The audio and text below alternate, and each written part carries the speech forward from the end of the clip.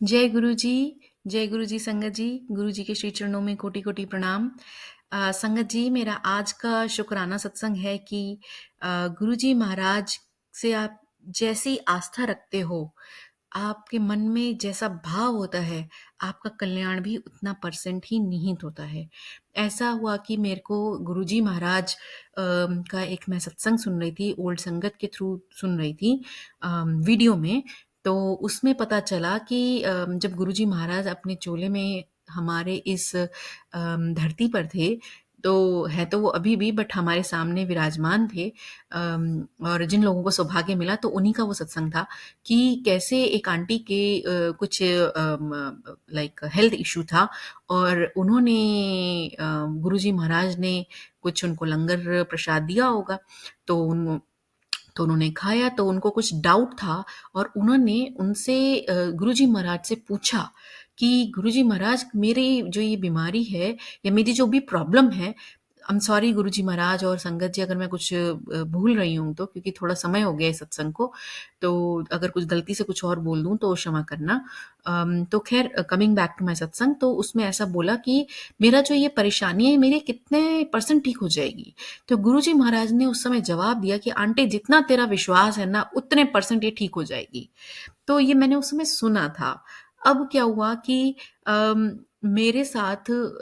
शुरू में तो हम सभी अपने जो फिज़िकल नीड्स हैं या जो भी हमारी प्रॉब्लम्स हैं, हम उसी से ही परेशान होकर के गुरुजी महाराज के चरणों से जुड़ते हैं। या यूँ कहूँ कि गुरुजी महाराज जोड़ते हैं हमें, रोते-बिलखतों को देख कर के उन पर गुरुजी महाराज को हम पर दया आ जाती है और बहुत बड़ी कृपा है मालिक की कि ऐसा हो जाता है, वरना मैं तो अपने आप को तो मैं किसी योग्य नहीं पाती हूँ।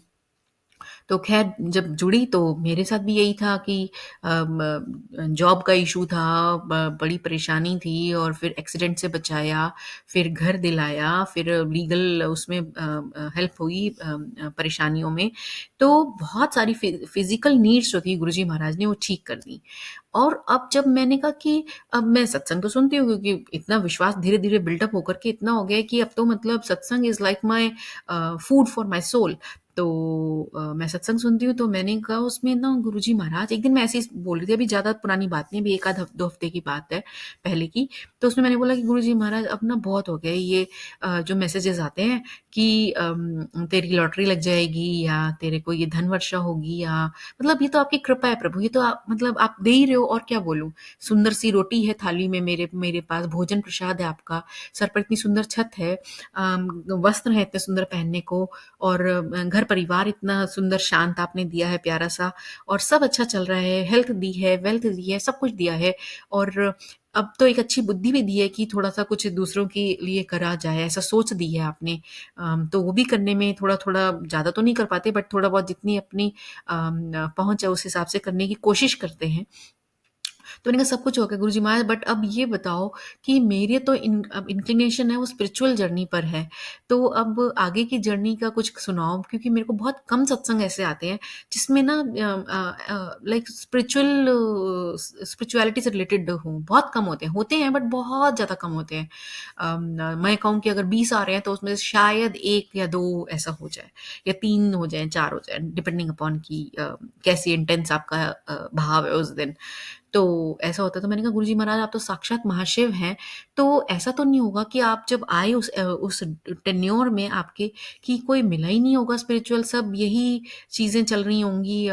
हेल्थ और वेल्थ से रिलेटेड। तो फिर आप मानेंगे नहीं संगत जी, मेरे फ़ोन के मैसेजेस में एक शिफ्ट आया है, जो कि गुरुजी महाराज ने लाया है और जिसमें मुझे स्पिरिचुअलिटी से रिलेटेड अब सत्संग आने लग गए हैं। और मैं गुरुजी महाराज की इतनी